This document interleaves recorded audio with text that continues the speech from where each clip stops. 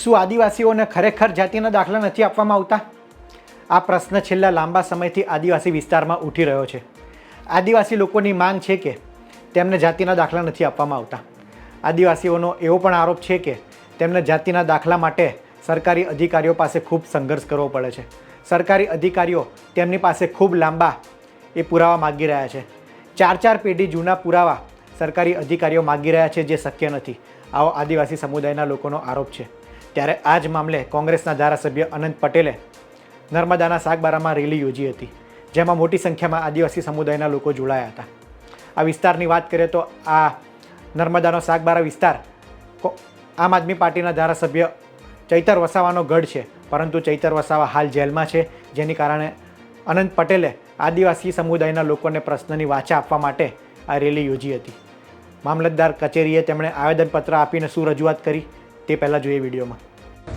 જાતિના દાખલામાં આ વિસ્તારમાં ટોટલ મોટે ભાગે આદિવાસી સમાજના જ લોકો રહે છે, ત્યારે એને જોઈને પણ તમે તમારી શુદ્ધ બુદ્ધિ હોશિયારીથી દાખલા આપી શકો એમ છો, પરંતુ તમે સરકારના ધારાધોરણ સિવાય પણ તમે શુદ્ધ બુદ્ધિથી તમે એમાં આપી શકો એવું કાયદો છે. એટલે એવા હોય તો તમે એના ઘરે વિઝિટ કરો, બરાબર, કોઈ તમારા બીજા અધિકારીને મોકલો, તમને પણ તમે 4 પેઢીના દાખલા માંગો એ દાખલા તો મળશે નહીં.